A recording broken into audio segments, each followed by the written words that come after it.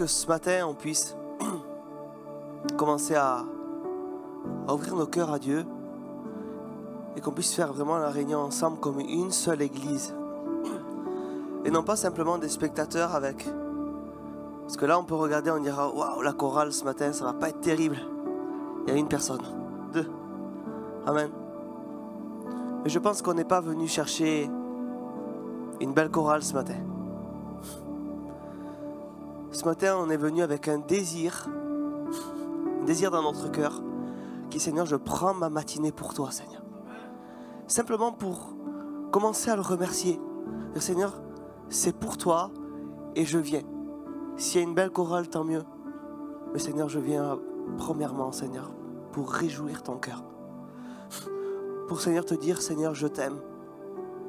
Et j'étais là ce matin, j'étais en train de prier et mon cœur il était triste parce que je me dis, Seigneur, comment je peux faire pour faire réaliser aux gens, Seigneur, qu'ils puissent te louer. J'étais en train et je pleurais et je dis, Seigneur, comment je pourrais faire, Seigneur? Quelle est la meilleure des façons, Seigneur, pour dire aux gens qu'ils te louent? Et là, le Seigneur a commencé à parler dans mon cœur et dit, le Saint-Esprit, c'est lui qui sait mieux le faire. Toi, tu auras bon parler, mais si le Saint-Esprit n'agit pas dans vos cœurs, ce sera des paroles vaines. Mais quand le Saint-Esprit commence à parler dans votre cœur, et quand je reçois cette parole, je commence à réaliser, et je dis, Seigneur, on a tellement banalisé, Seigneur, de là où tu nous as sortis, de là, Seigneur Jésus, où on était. Pour nous, aujourd'hui, c'est quelque chose de normal, mais il y a des personnes encore qui souffrent, qui n'arrivent pas de se sortir d'une situation. Et toi, aujourd'hui, c'est tellement une grâce qu'aujourd'hui, tu es une personne qui est victorieuse, qui a la paix, qui a reçu quelque chose de puissant, qui est le Saint-Esprit, une personne, qui est là pour toi, pour ta vie. Et c'est quelque chose de merveilleux. Et quand on commence à réaliser là où on était, et là où Dieu nous a amenés, et ce qu'il fera encore avec nous, c'est tellement puissant. Et de là, il me faisait passer à son sacrifice. Aujourd'hui encore, on banalise. C'est la grâce de Dieu, lui, il s'est donné à la croix, il a donné son fils parce qu'il nous a aimés. Mais est-ce que tu le réalises ce matin? Est-ce que tu le réalises ce matin? Qu'il est, lui, monté à la croix, qu'il a pris ton péché. Parce qu'aujourd'hui, on était privés de la gloire de Dieu. Et on est des pécheurs, peu importe ce qu'on peut faire, on fera toujours un pas de travers. Parce que c'est notre nature. Mais lui, il a été sans défaut. Lui, il n'a pas failli. Parce que pourquoi? Parce qu'il nous a aimés. Et je voudrais simplement ce matin que tu puisses réaliser ça. Et arrêter de banaliser ta conversion. Arrêter de banaliser son sacrifice. Comme si qu'on serait des habitués, qu'on dit « Ah, c'est bon, on a tout compris de l'évangile. » Le Seigneur Jésus veut venir toucher ton cœur ce matin. Mais est-ce que tu es prêt à le recevoir? Est-ce que tu vas regarder simplement la chorale ou tu vas regarder à la personne qui est le plus chère, la plus puissante, la plus amour, qui est la personne de Jésus? Alors soit tu décides de tourner ton cœur ce matin à Jésus, ou soit tu décides de tourner ton cœur là où c'est visible, des choses visibles.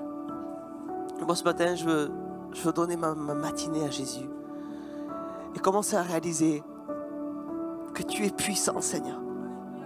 Je veux commencer à réaliser, Seigneur, que oui, tu es mon Père, Seigneur Jésus, et que toi, tu m'abandonneras jamais, Seigneur Jésus. Et je veux simplement, Jésus, te remercier pour la vie que tu me donnes, Seigneur. Même qu'aujourd'hui, je suis jeune, Seigneur, mais déjà, ma jeunesse, Seigneur, j'étais pas heureux, Seigneur Jésus. Et aujourd'hui, je peux dire, Seigneur, je suis comblé parce que toi, tu m'as comblé, Seigneur. Toi, tu m'as comblé, Jésus. Tu m'as donné un foyer, Seigneur. Tu m'as donné une vie extraordinaire. Ce matin, mon cœur veut te remercier pour ça. Mon cœur veut te remercier, Jésus. Je veux arrêter de regarder, Seigneur Jésus, autour de moi. J'en ai tellement marre, Seigneur Jésus, d'être bloqué. Mais ce soir, Seigneur, je veux être libre. Ce matin, Seigneur, je veux être libre. Je veux, Seigneur, commencer à t'adorer, Seigneur, avec ce qui sort de mon cœur, Jésus. Et je sais, Seigneur, que dans ton église, Seigneur, il n'y a pas de critique, Seigneur Jésus. Ce matin, on est entre nous, Jésus. Et que oui, Seigneur, je peux exprimer, Seigneur, ce que je ressens dans mon cœur, Seigneur. Seigneur, que les cœurs puissent te prier. Que les cœurs puissent t'adorer, Seigneur, sans aucun frein, Seigneur Jésus. Seigneur, tu vaux bien plus que ça. Si aujourd'hui, Seigneur, tu serais là, comment, Seigneur, je réagirais, Seigneur, je resterais bouche muet, Seigneur, non. Je serais simplement là en train de te dire, Seigneur, je t'aime. Je t'aime, Seigneur, je t'aime. Et Seigneur, même que je ne le vois pas, je sais que toi, tu descends. Tu sièges au milieu des louanges. Tu descends parce que, Seigneur Jésus, 2 ou 3 réunis. Tu es là, Seigneur. C'est une promesse, Seigneur. Tu es dans nos cœurs. Et si tu es dans nos cœurs, Seigneur, tu es là pour tes enfants, Seigneur. Parce que tu nous aimes tellement. Peu importe, Seigneur Jésus, notre vie, tu es toujours là pour nous relever. Et non pas pour nous culpabiliser, Seigneur, ou nous condamner. Et c'est pour ça, Seigneur, que j'ai envie de te dire, Seigneur, je t'aime ce matin. C'est pour ça que j'ai envie de te dire, je t'aime ce matin, Seigneur. Oh Jésus. Oh Seigneur, merci.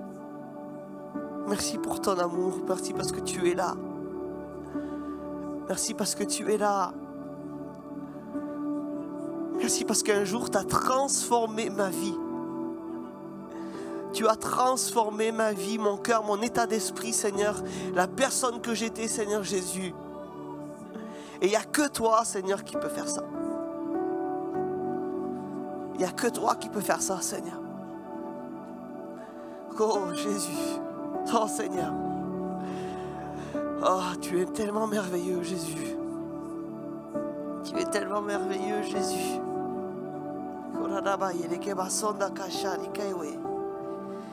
Tu es tellement glorieux, Seigneur.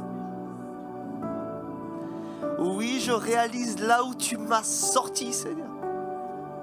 Je réalise, Seigneur, ce sacrifice qui a été parfait, Seigneur Jésus. Pour qu'un jour, Seigneur, tu puisses me sortir de là. Pour qu'aujourd'hui, je peux dire, Seigneur, oui, je suis comblé. Pour qu'aujourd'hui, Seigneur, tu as pu déposer, Seigneur, une mesure de foi, Seigneur.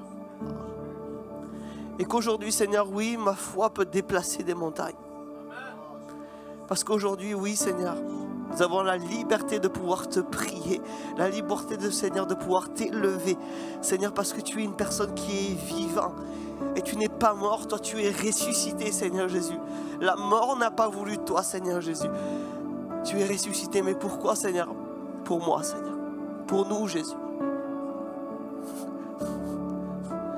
Alors oui, Seigneur, rien ne peut tenir devant toi, Seigneur.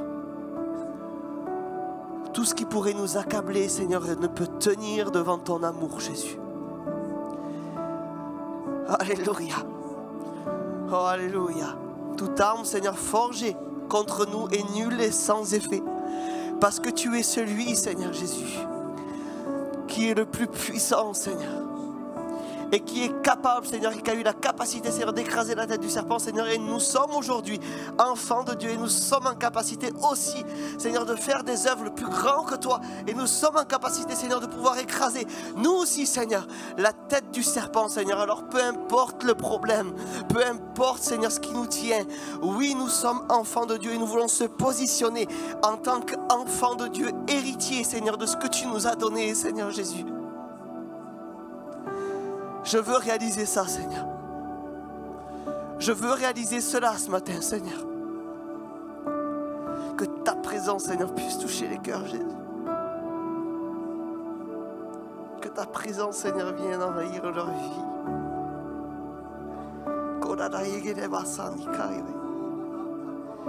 Ta présence relève, ta présence touche, ta présence fortifie, ta présence, Seigneur, nous construit. Alléluia. Chacun des les cabasso coronodoro condekeri bashaka.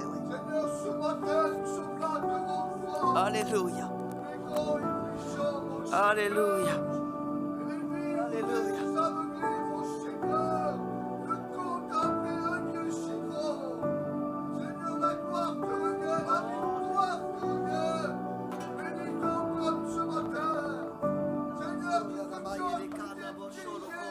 Par au chant du chèque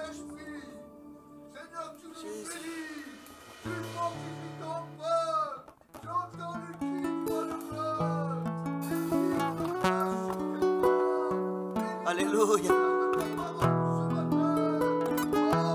Oh Jésus.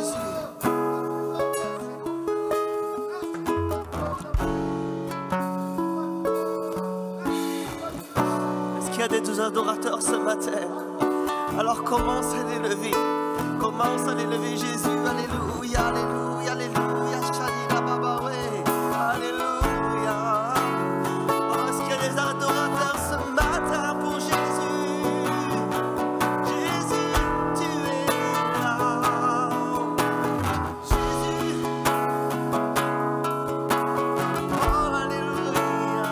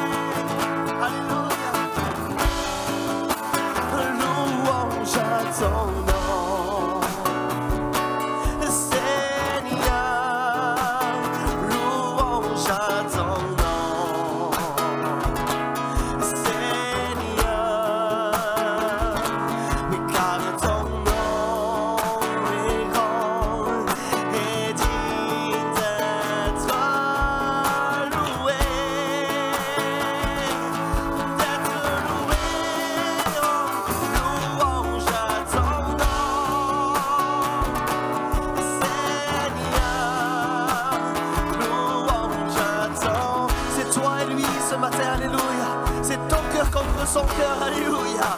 Laisse-toi remplir, car ton nom, ça fait longtemps que tu n'as pas ressenti la présence de Dieu. Ce matin, tu vas la ressentir. Alléluia. Oh, loué.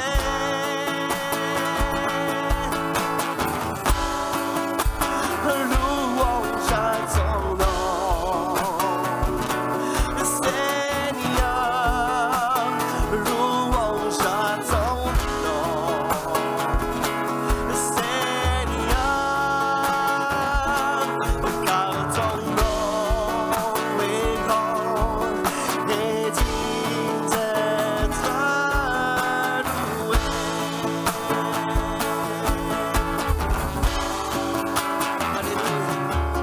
Je te loue,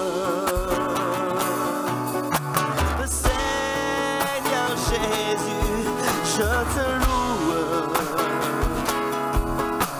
Seigneur Jésus, je te loue, Saint tu es, Seigneur.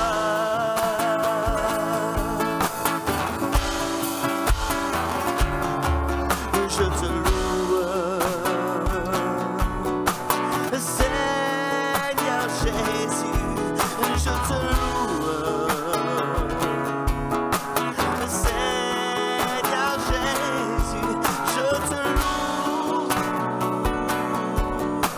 Saint tu es, Seigneur. Alléluia, Seigneur, je te loue, Jésus. Je te loue, Seigneur Jésus, je te loue, oui Seigneur Jésus, je te loue, Saint tu es, Seigneur.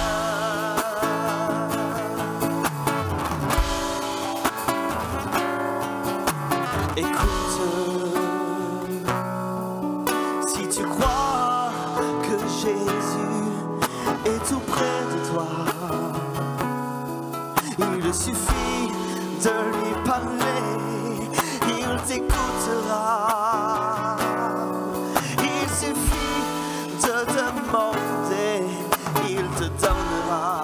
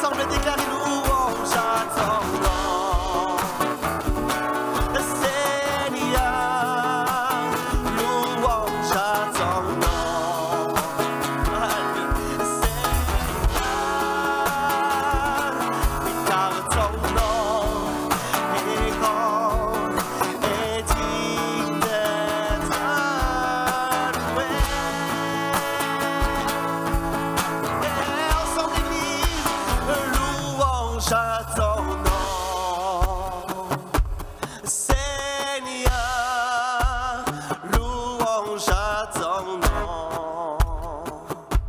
Seigneur, oui, car ton nom est grand et digne d'être loué, d'être loué. Louange à ton nom, Seigneur, louange à ton nom, Seigneur, car ton nom est grand et digne d'être loué.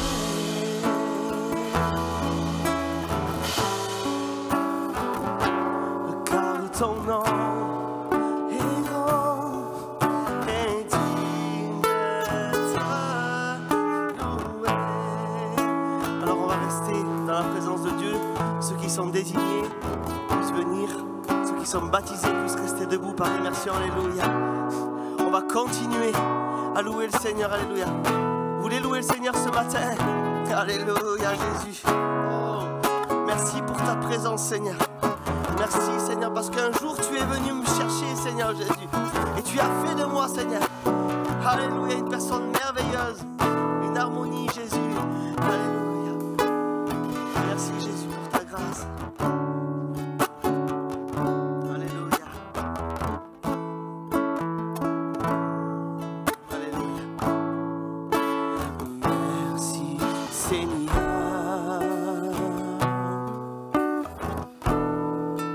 d'être venu pour me chercher dans la nuit où je me trouvais seul désemparé.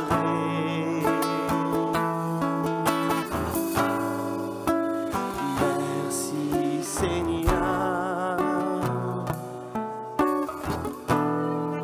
pour ta parole qui est si souvent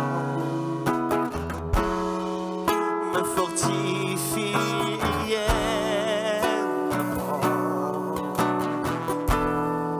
à rester confiant. Jésus, tu m'as comblé ma vie. Tu en as fait une harmonie. Je ne suis plus seul ici-bas, car tu es là.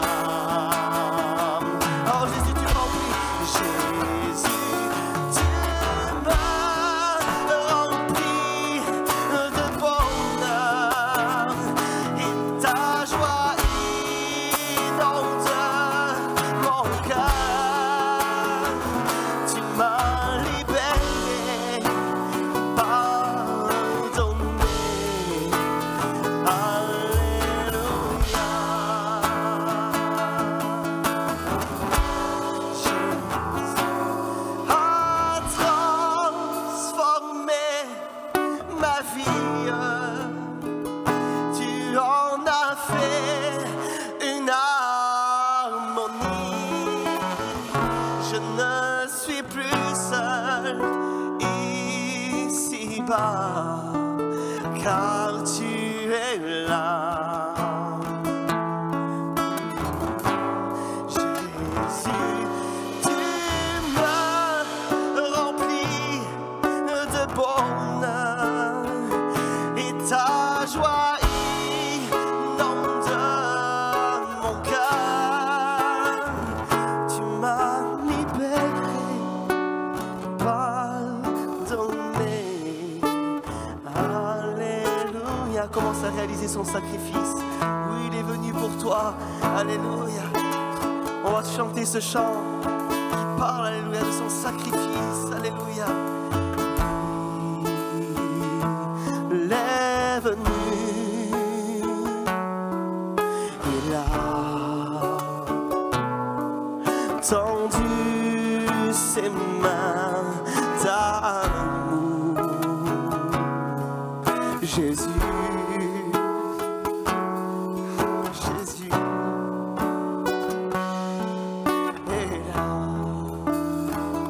pour te bénir.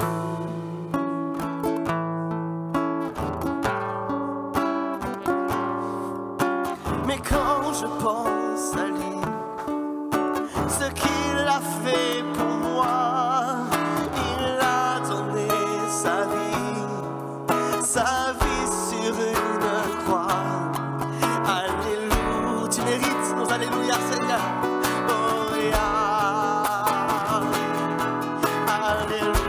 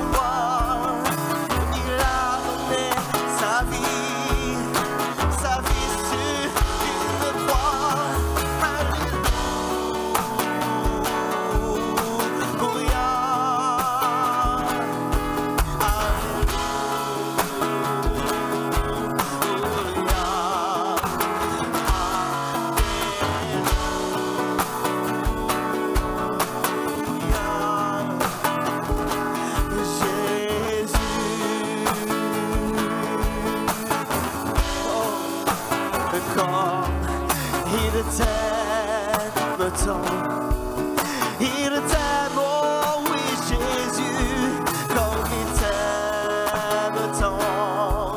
Il t'aime, oh oui Jésus, alléluia,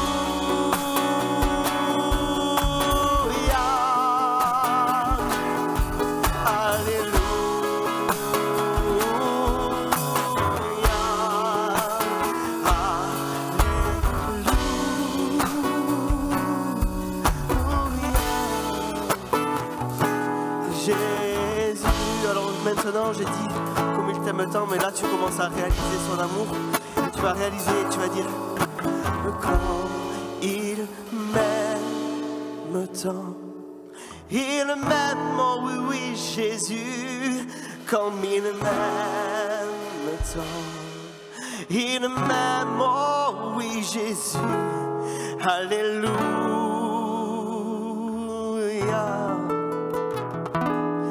Alléluia,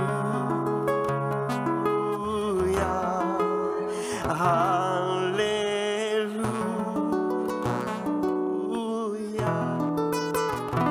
Jésus, j'ai tant besoin de le déclarer, Seigneur, alléluia. Comme il m'aime tant, il m'aime, oh oui Jésus, comme il m'aime tant. Il m'aime, oh oui Jésus, alléluia,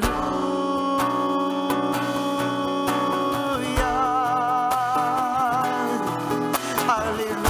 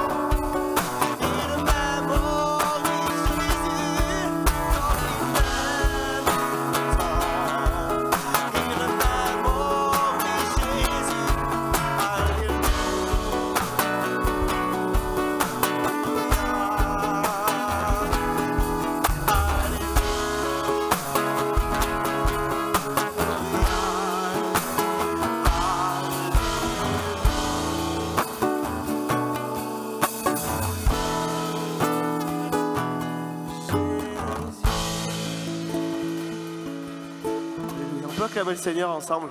Alléluia. Voilà, on sent bien ce matin dans sa présence. Et je pense que nous allons encore nous réjouir d'entendre le message de l'Évangile message de la parole de Dieu. Cette parole qui nous fait avancer, qui nous fait grandir. Je réalise une chose, c'est que sans sa parole, je ne suis pas équilibré. Sans sa parole, je ne peux pas avancer, je ne peux pas marcher comme il le faudrait. Et quand je réalise que la parole de Dieu m'a été donnée, c'est un cadeau. Et je voudrais mettre cette vision devant toi. Vois-tu la parole de Dieu comme un cadeau?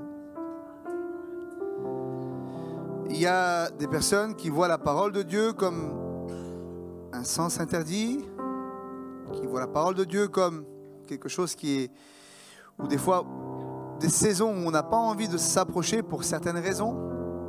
Mais il y a des personnes qui voient la parole de Dieu comme des cadeaux, comme un vrai cadeau.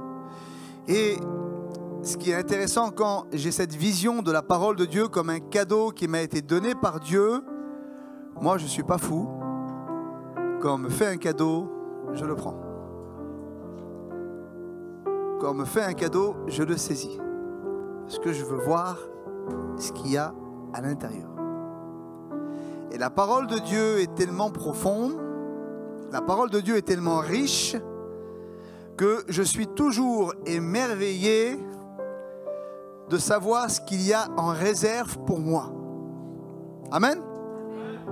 Alors à travers une histoire de la parole de Dieu, je voudrais qu'on essaye de découvrir ensemble quelques principes importants.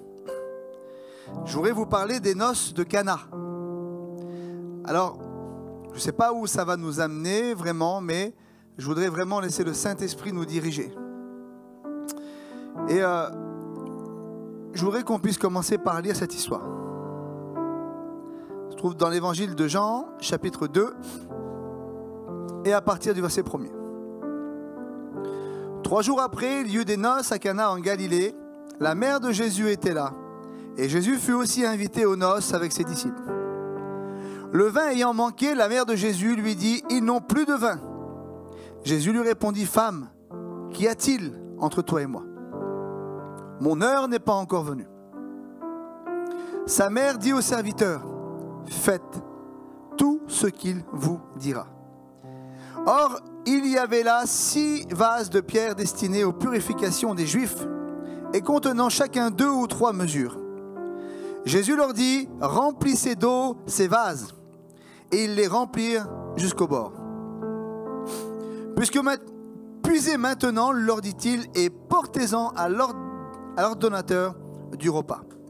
Et ils en portèrent. Et quand l'ordonnateur du repas eut goûté l'eau changée en vin, ne sachant d'où venait ce vin, tandis que les serviteurs qui avaient puisé l'eau le savaient bien, il appela l'époux et lui dit « Mais tout homme sert d'abord le bon vin, puis le moins bon après qu'on s'est enivré.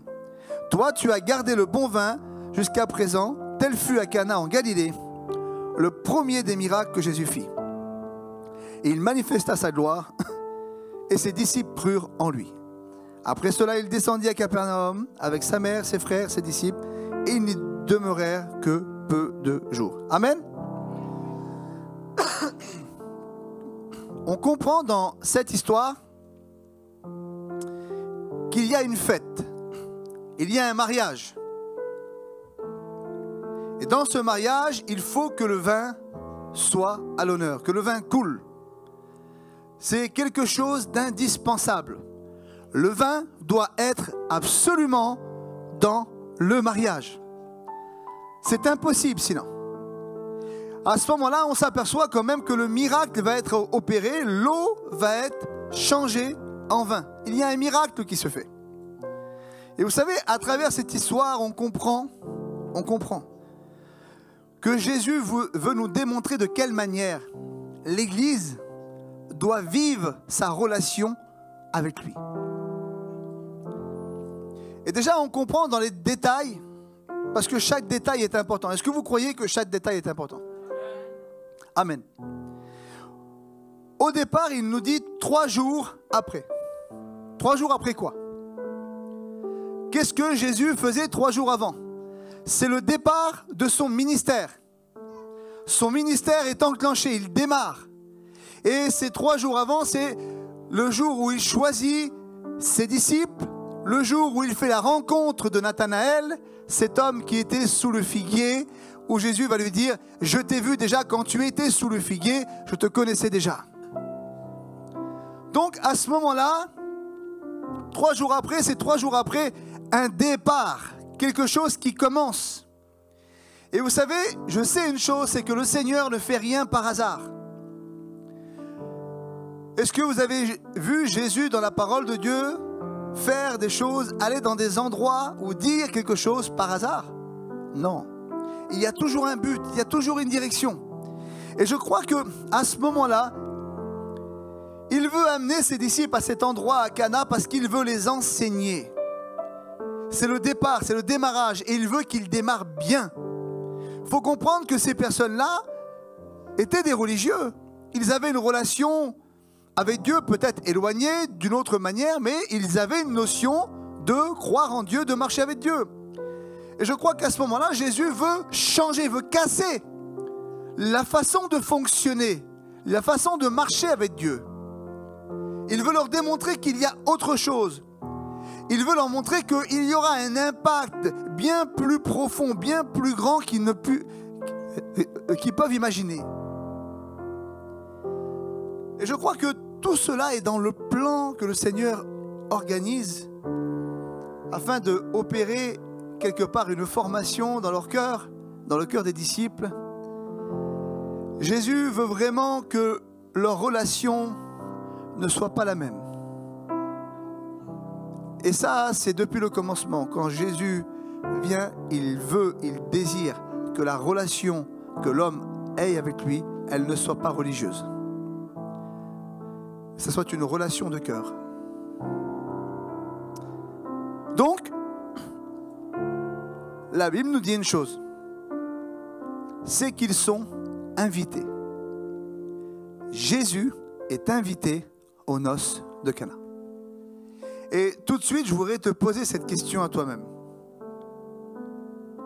Est-ce que Jésus est l'invité dans ta vie?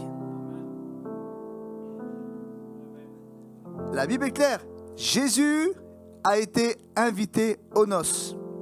Je te pose cette question. Est-ce que tu invites Jésus dans ta vie?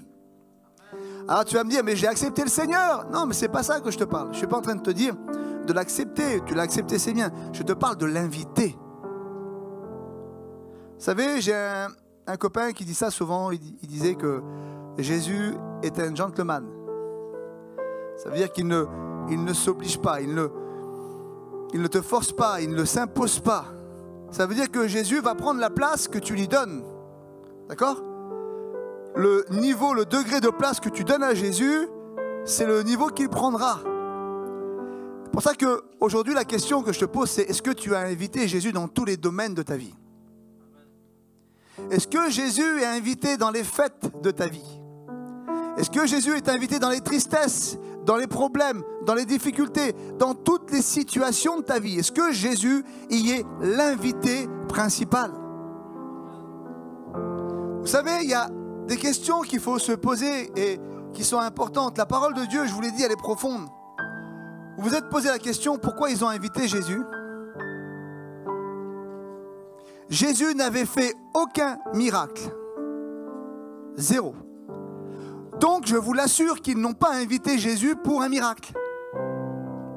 Ils n'ont pas invité Jésus pour changer l'eau en vin.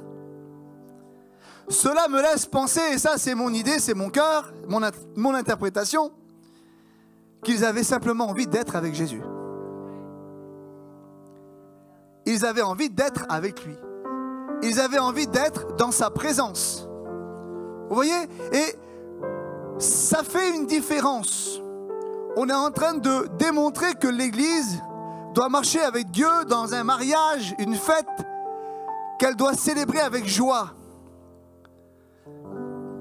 Mais pour ça, on a besoin d'inviter Jésus dans tous les domaines, dans notre vie, et pour les bonnes raisons en priorité. Je ne suis pas en train de parler à des personnes qui sont inconvertis et qui viennent devant Dieu avec une maladie, Seigneur, guéris-moi, Dieu le fait, il n'y a pas de souci. Je suis en train de parler à des enfants de Dieu qui veulent marcher avec lui dans la joie, dans la réjouissance. Et si c'est vraiment ton cœur et ton désir, alors tu vas te poser la question, pourquoi tu l'invites dans ta vie? Pourquoi tu l'invoques? L'Église doit avoir une vision claire de pourquoi nous invitons Jésus dans notre vie. Est-ce qu'on invite Jésus toujours pour les mêmes raisons? Le miraculeux, le signe, le prodige, le miracle? Et la finale, vraiment, Jésus l'a fait souvent. Jésus est intervenu souvent. Jésus a accompli le miracle dans ta vie, le prodige. Et concrètement, est-ce que ça a changé ta relation avec lui? Est-ce que le miraculeux, est-ce que le prodige a changé véritablement ta perception, ta foi, ta vision, ta relation personnelle avec le Seigneur? Parce que je crois que si on n'a été que dans cette condition-là, on a perdu quelque chose, c'est le principal. À un moment donné, il y a un verset qui nous dit « Parce que tu as abandonné ton premier amour ». Est-ce que Jésus est ton premier amour? Est-ce que Jésus est ton premier amour? Quelles sont les motivations premières de ta relation avec lui? C'est très important, mes frères et sœurs. 1 Jean, au verset 4 et verset 13, écoutez ce qu'il nous dit. Il dit, pour nous, nous l'aimons, parce qu'il nous a aimés le premier. Il n'a pas dit, nous l'aimons parce qu'il nous a guéris, et c'est bien, il le fait, c'est sa volonté, parce qu'il nous donne une prospérité financière. Quand j'ai un problème, il est là dans mes besoins, c'est bien, il le fait. Non, en priorité, Seigneur. Je suis avec toi parce que ta présence, elle est tellement bonne. Parce que ta présence, Seigneur, est la seule chose qui me fait du bien vraiment. Parce que ta présence, Seigneur, est la seule chose qui m'apaise, qui fait de moi une personne meilleure. C'est ça la réalité. Nous l'aimons parce qu'il nous a aimés le premier. Parce qu'il nous a montré son amour. Parce que sa voix douce, parce que sa parole agréable, qui nous reprend, qui nous guide, qui nous dirige, c'est elle que j'ai besoin. Et c'est pour ça que j'invite Jésus en priorité. Et bien sûr que j'ai un Dieu puissant que, après par-dessus, encore, parce qu'une vie abondante et plus qu'abondante, extraordinaire, il nous démontre ses prodiges et ses miracles par la suite. Le psaume 73, 25. Quel autre ai-je au ciel que toi? Est-ce que c'est ça ton cœur? C'est ça que analyse ton cœur. Quel autre ai-je au ciel que toi? Et sur la terre, il est en train de dire, mais j'ai personne d'autre comme toi, Seigneur, au ciel comme sur la terre. Je ne prends plaisir qu'en toi. Il n'a pas dit, je me prends plaisir qu'en tes œuvres. Je ne prends plaisir qu'en tes miracles. Je ne prends plaisir qu'en tes prodiges. Je ne prends plaisir qu'en toi, Seigneur. Dans ce que tu es, ta nature, ta personne, la personne de Jésus, qui m'a été donnée. Alléluia. Ma chair et mon cœur, il dit, peut se consumer. Mais Dieu sera toujours le rocher de mon cœur et mon partage. Ça veut dire même mon cœur, ma chair peuvent se consumer, peuvent être détruits, et même parfois devant une demande qu'on a pu faire à Dieu et on ne sait pas pourquoi ça n'arrive pas. Mon cœur, mon rocher sera toujours toi. Alléluia. Donc inviter Jésus dans notre vie d'une façon particulière et pas d'une façon égocentrique, mais d'un amour réciproque. l'un envers l'autre. Parce qu'à un moment donné, il va arriver quelque chose. Et cela peut arriver. Et peut-être que c'est déjà arrivé dans ta vie. Le vin manque. Le vin manque. Le vin, c'est la joie. C'est la réjouissance.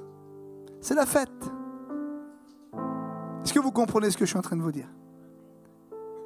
Et je voudrais te parler à toi, mon frère, ma sœur. Je vais même élargir église, couple, ministère, foyer.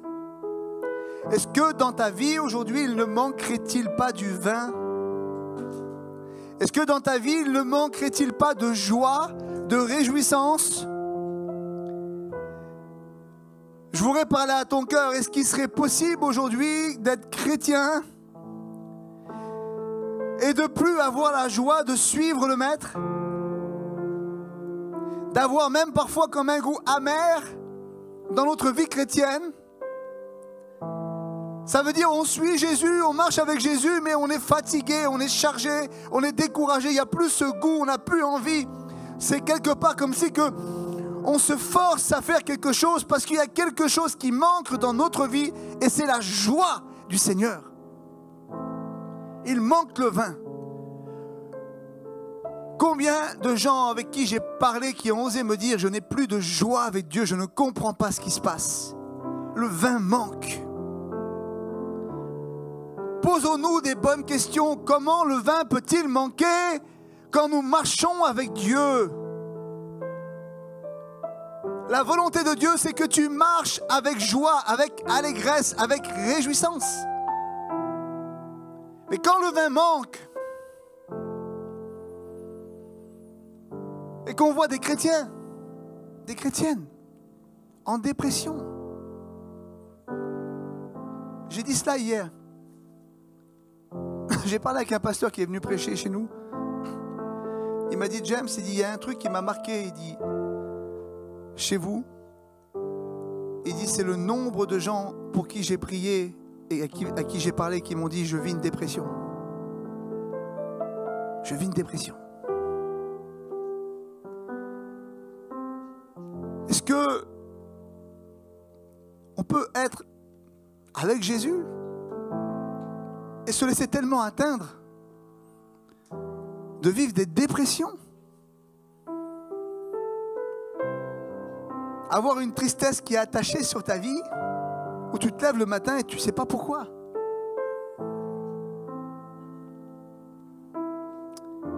La mère de Jésus va dire qu'il manque du vin. Elle l'a vu. Elle a compris que le vin allait manquer dans la fête. Et elle sait une chose, c'est que si le vin manque, la fête s'arrête. Si le vin manque, la fête s'arrête. Et si le vin manque, le mariage ne peut pas être honoré. Il faut comprendre qu'un mariage à l'époque juif, c'est 7 jours. Pendant 7 jours, le vin doit couler. Chaque jour, il y a un témoin qui vient avec une coupe et il doit boire le vin.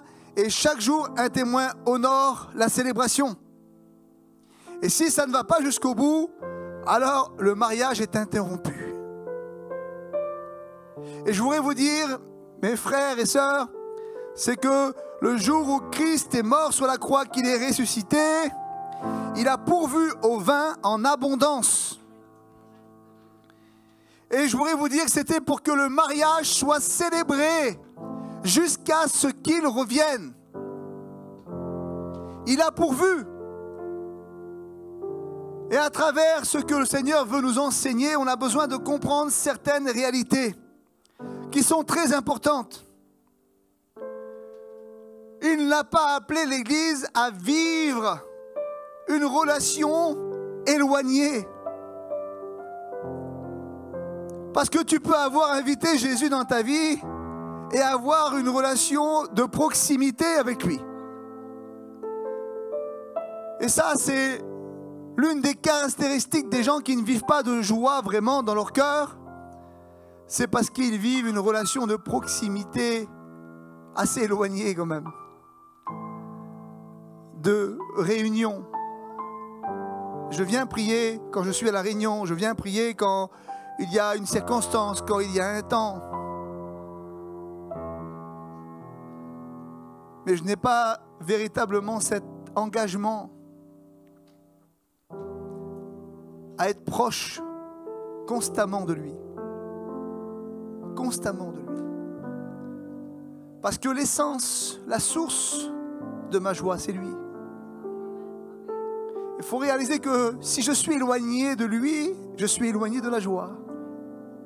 Si je suis éloigné de son cœur, je suis éloigné de la joie. Si je suis éloigné de sa volonté, je suis éloigné de la joie. Est-ce que vous comprenez ce que je suis en train de vous dire? Église, nous avons besoin de retrouver pleinement la réjouissance au milieu de nous. Servir, marcher avec zèle. Mais je crois qu'à partir d'aujourd'hui, il y a des personnes qui vont marcher, inviter Jésus d'une manière différente.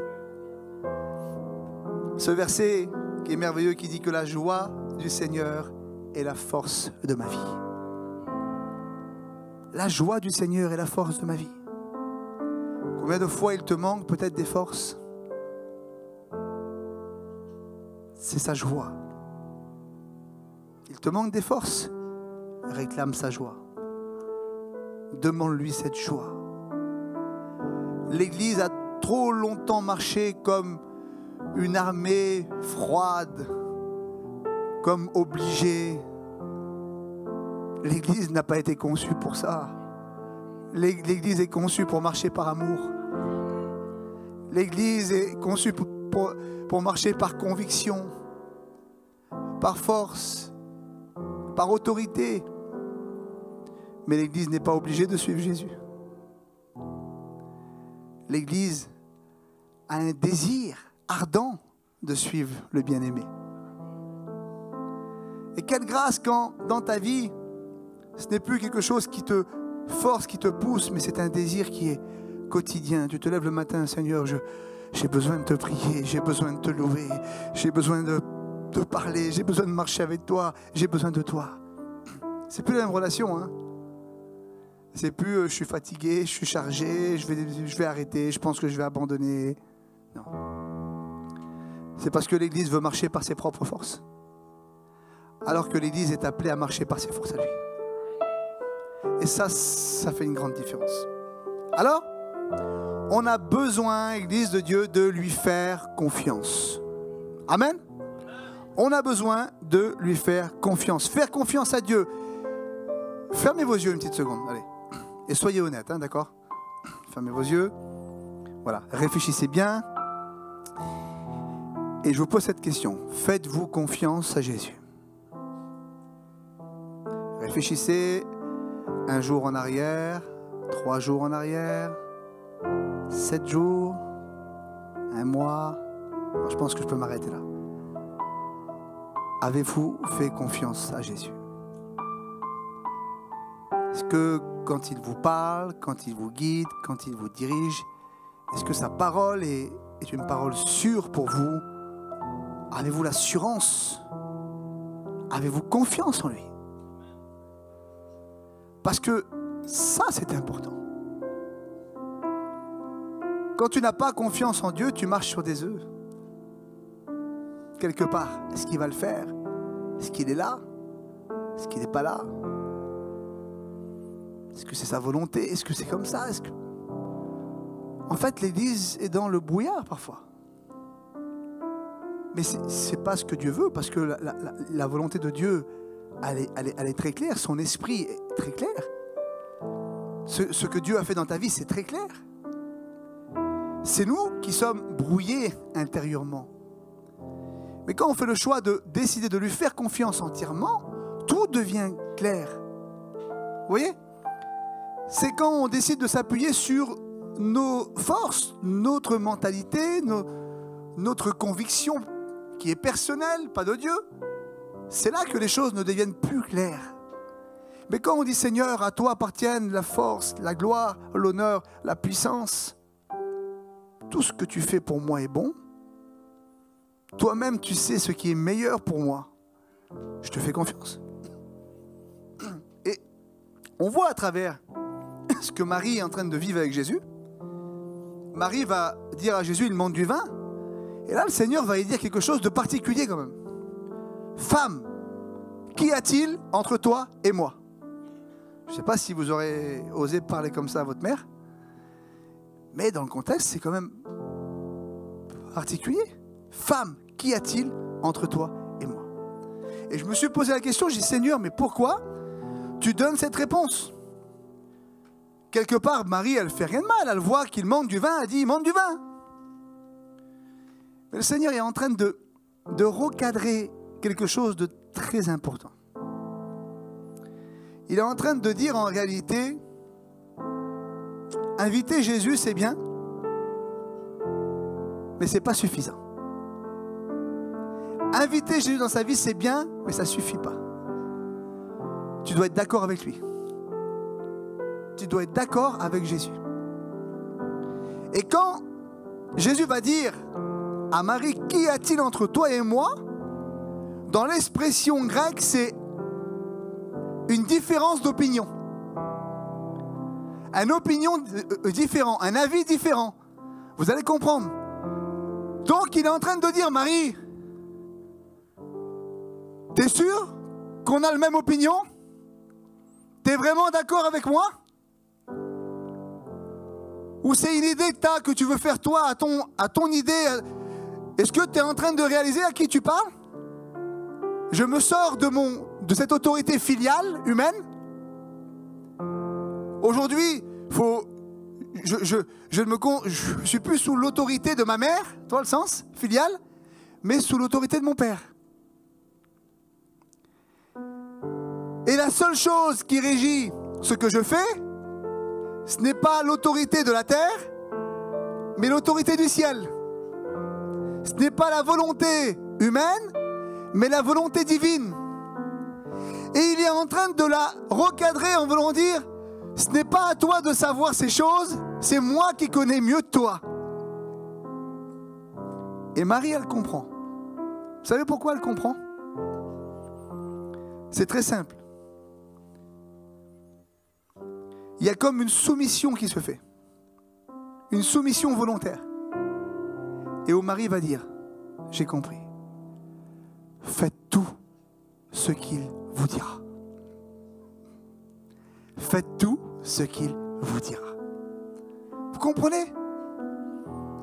Elle a compris une chose. Je peux pas, c'est pas à moi de faire ça. Sa volonté, c'est lui. C'est pas à moi. Seigneur, c'est trop important. Ta volonté est trop importante pour que j'essaye de la manipuler. Pour que j'essaye de la contrôler. Pour que j'essaye de la modeler. Non, Seigneur, je la remets entre tes mains. Faites ce que lui dira. Comprenez? Et quand ta relation avec Dieu se résume simplement à obtenir ce que tu veux, toi, dans le temps que tu as décidé, toi, comme tu l'as voulu, toi, eh bien c'est pour ça aujourd'hui que tu vis une vie chrétienne frustrée, sans joie. Parce que tu veux accomplir ta propre volonté sans soumission à sa volonté. Et ça ne peut pas fonctionner, ça ne peut pas marcher. On ne réalise pas combien de fois on réclame à Dieu des choses sans prendre conscience qu'il est le maître de toutes choses. Est-ce qu'on a pris le temps parfois, au mieux des fois d'être comme des, et je le dis le premier, des enfants égoïstes qui pensent simplement à obtenir ce qui va satisfaire leur désir? Seigneur, est-ce que c'est ta volonté? Est-ce que c'est ta volonté? Il y a des choses qu'on a demandées au Seigneur pendant des mois et des mois et des mois et des mois et des mois. Et on ne s'est même pas posé la question au Seigneur, est-ce que tu veux ça pour moi? Est-ce que vraiment tu veux ça pour moi, Seigneur? Est-ce que vraiment c'est ta volonté? Du coup, on ne l'a pas obtenu. Vous savez ce qu'on a fait? On s'est éloigné. On s'est éloigné. Parce qu'on a dit, Seigneur, tu ne me réponds pas, tu ne veux pas me le donner, alors on s'éloigne. Et la joie est partie. Et la joie est partie. Parce qu'on ne veut pas reconnaître, accepter que parfois on n'obtiendra pas toujours ce que la chair veut. C'est pas possible. Tu obtiendras ce qui est bon pour ton esprit. Alors bien sûr que dans son amour, dans sa grâce, Dieu fait le miracle, Dieu fait le prodige. Et on voit qu'il y a des cadeaux qui sont faits parce que la foi agit et celui qui croit, il verra la gloire de Dieu. Mais dans sa volonté précise. Est-ce que vous croyez que Dieu a une volonté pour chacune des personnes qui est ici? Vous croyez que vous pouvez être heureux, heureuse en dehors de sa volonté? Donc posez-vous la question, si vous avez perdu le vin, si vous avez perdu une certaine saveur, un certain goût, une certaine joie de marcher avec Jésus, marchez-vous toujours pleinement dans la bonne direction que le Seigneur a pour vous?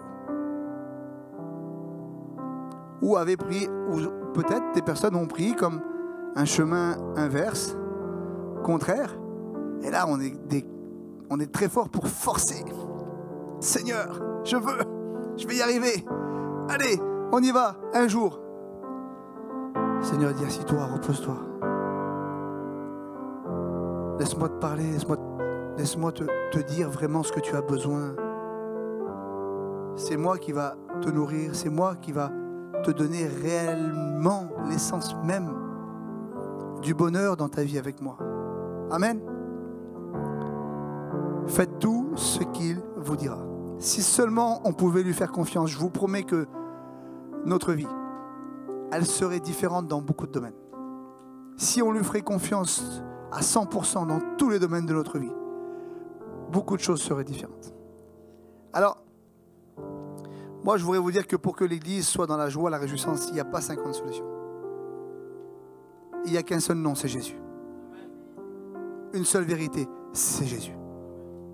Une seule volonté, c'est Jésus. On n'est pas en train d'annoncer une religion. On n'est pas en train d'annoncer un système, une façon de fonctionner dans l'Église, une hiérarchie, non. On annonce le nom de Jésus. Il a dit, j'ai tout accompli. Qu'est-ce que vous croyez que vous allez accomplir de plus que Jésus? Rien.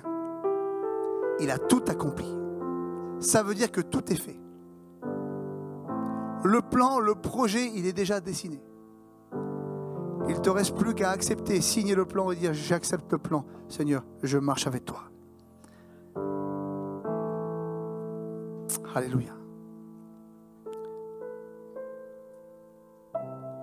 Vous savez, parfois, on est là et puis on se dit, on perd du temps.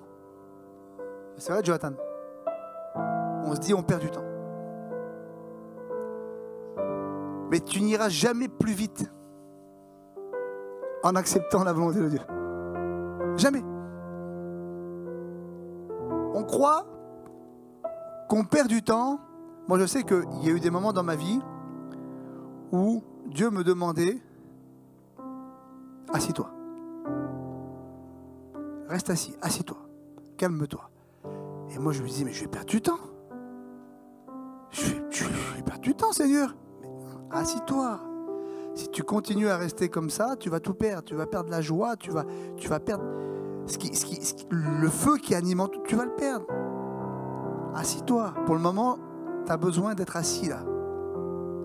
Et je me suis aperçu que les fois où j'ai écouté, c'est les fois où j'ai grandi.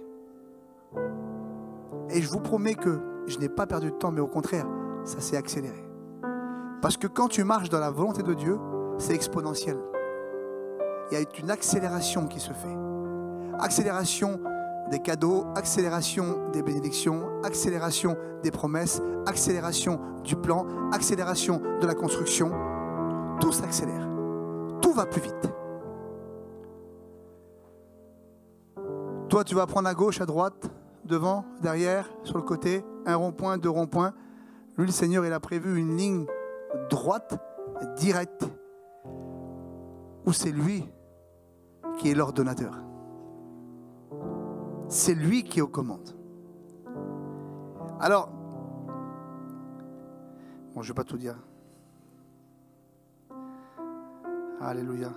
Est-ce que vous êtes bien ce matin? Amen. Alléluia. Alors voilà, j'arrive à mon troisième et dernier point.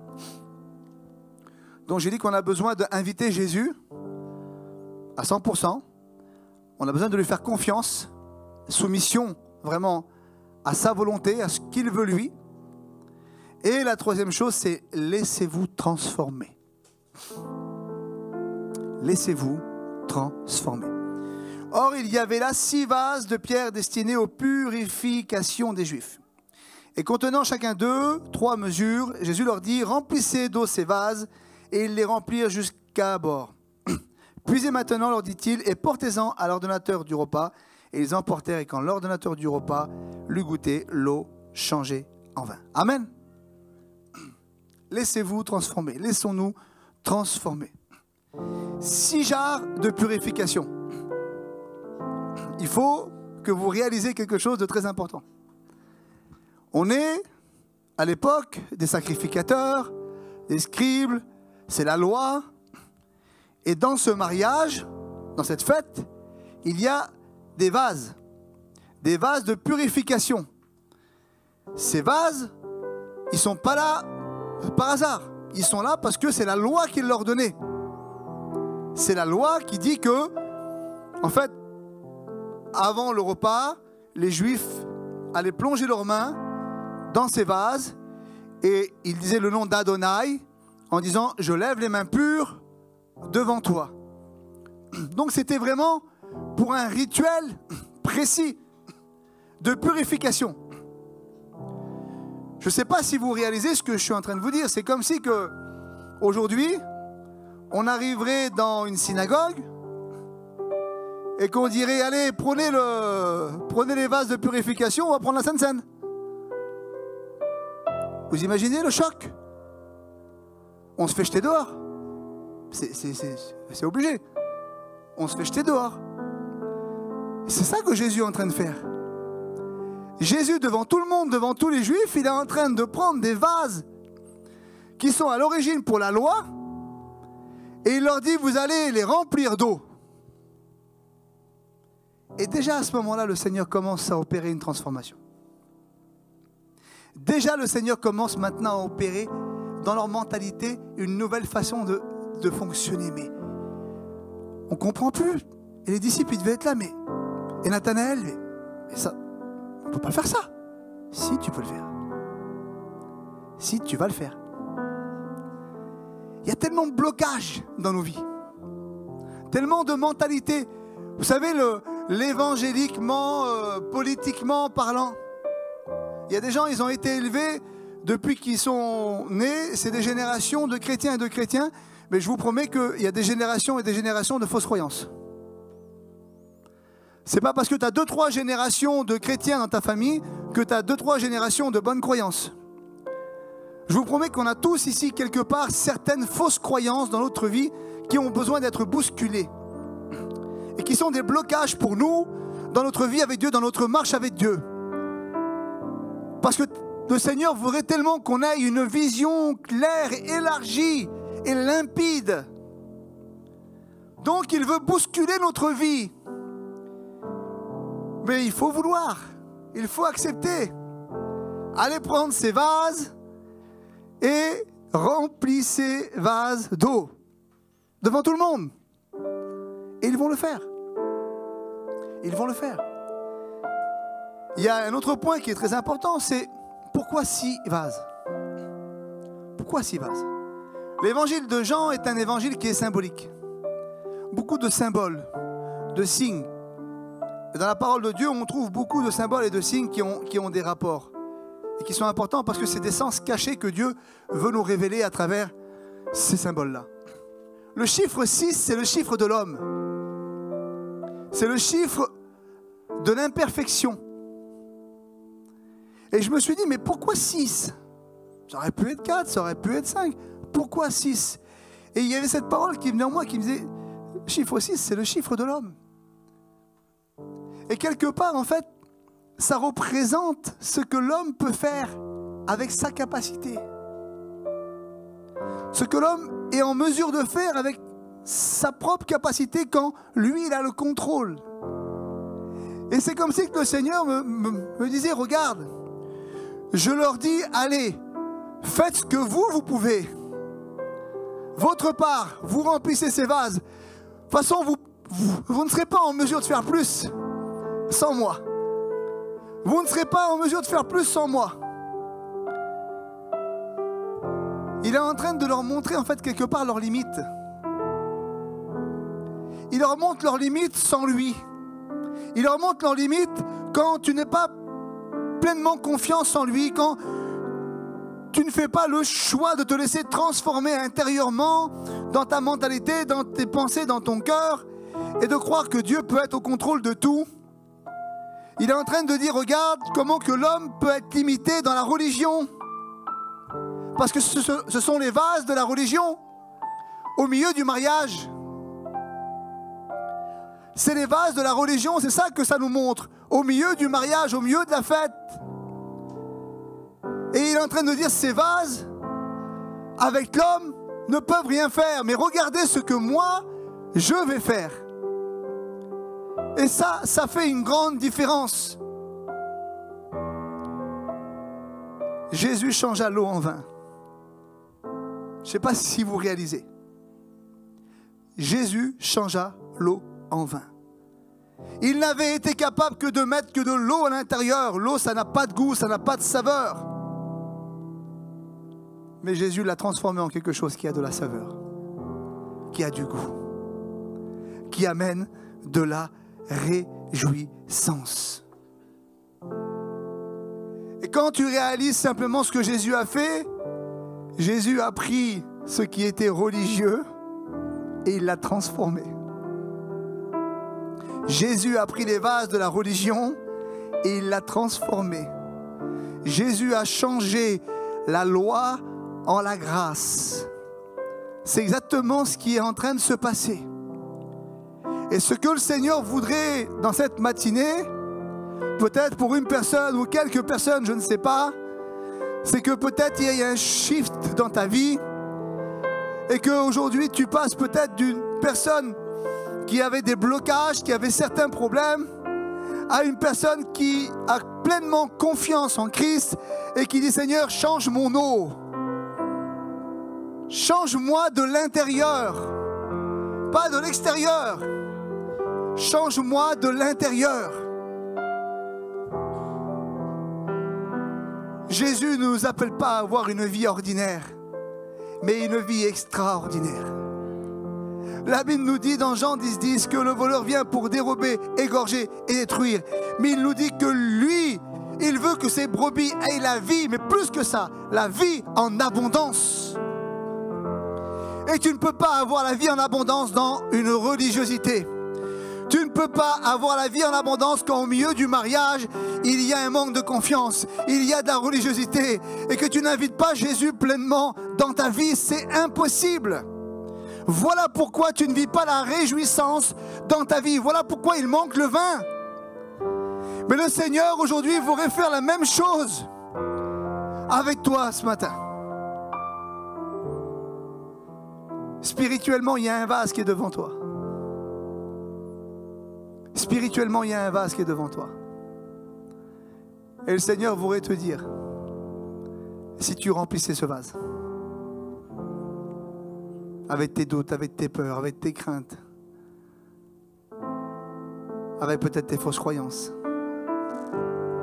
et tu dis, Seigneur, fais le miracle. Je te fais confiance. Change l'eau de ma vie. Change la saveur de ma vie. Change le goût de ma vie, Seigneur. Alors je voudrais qu'on ferme nos yeux, s'il vous plaît. Tu as peut-être besoin d'apporter au Seigneur ce matin dans ce vase qui est devant toi un cœur partagé, une incompréhension, une mentalité religieuse, une peur, des doutes. Et le Seigneur veut transformer cela. Et si tu donnais totalement le contrôle au Seigneur aujourd'hui, si tu lui donnais pleinement le contrôle de ta vie pour marcher par sa grâce,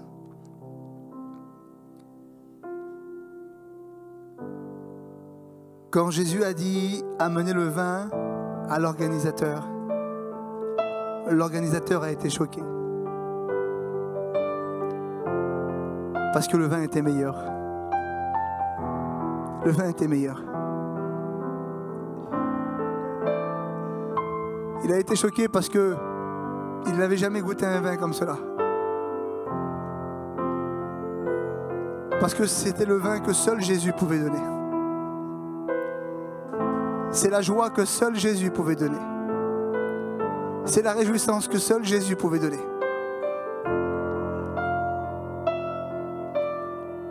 Pas autre chose. Alors je voudrais simplement faire un petit appel. Je ne veux pas te faire lever, pas te faire venir devant.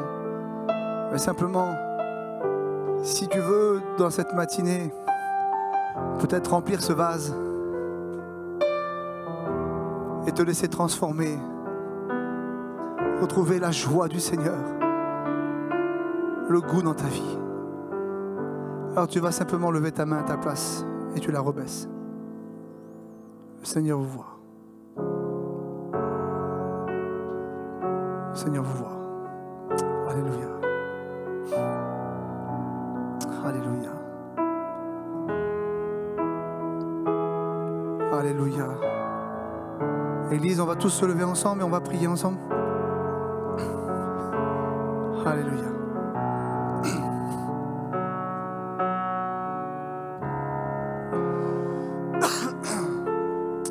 On peut lever nos mains vers le ciel. Seigneur, nous te louons, nous te rendons grâce. Te disons merci Jésus pour ta parole. Seigneur, que des cœurs dans cette matinée puissent se laisser pleinement transformer, puissent se laisser pleinement envahir. Oh oui, par cette joie incommensurable, Seigneur, qui vient de toi. Oui, Jésus, que le vin coule en abondance, que le vin coule en abondance dans leur vie, que le vin coule en abondance dans leur vie, Seigneur Jésus, et qu'il ne s'arrête jamais. Oh non! Que nous soyons de ceux qui invitons le Seigneur constamment dans notre vie pour les bonnes raisons. Que nous puissions lui faire confiance, Seigneur, quoi qu'il dise, où qu'il nous amène, quoi qu'il fasse. Et Seigneur, que nous nous laissions transformer pleinement par ta volonté, Jésus.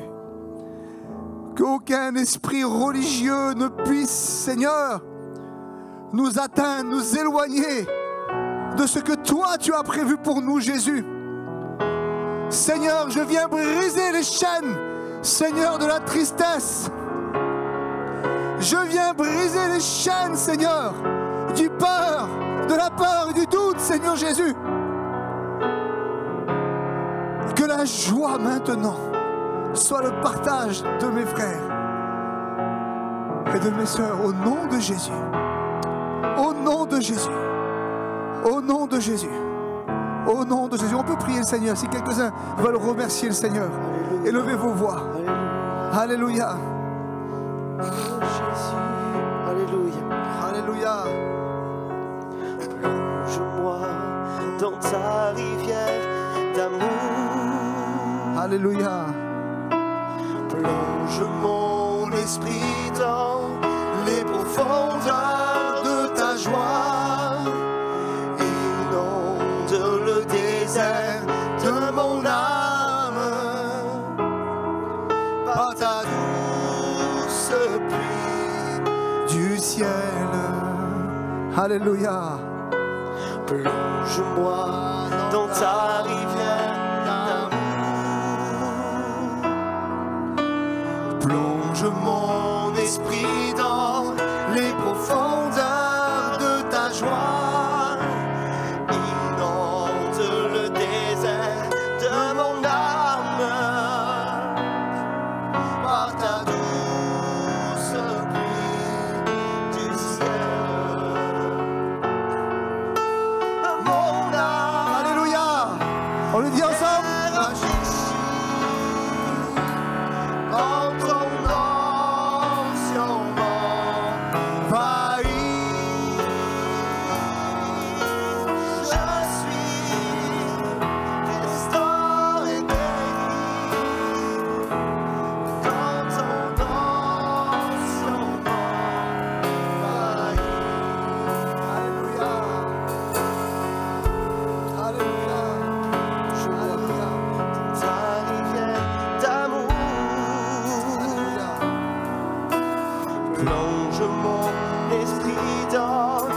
profondeurs de ta joie.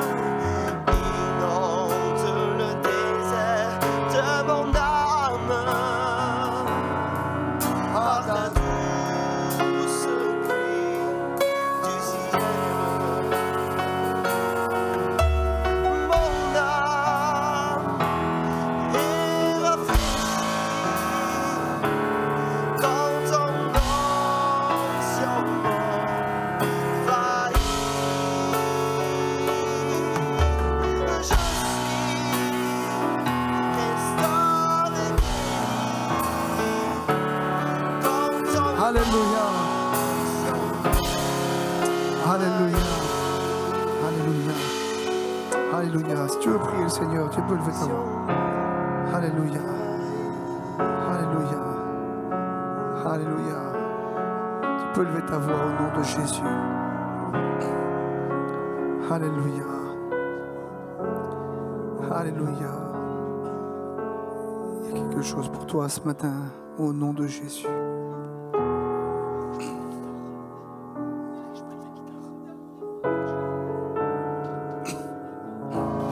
Alléluia. Merci Jésus. Merci pour ta grâce.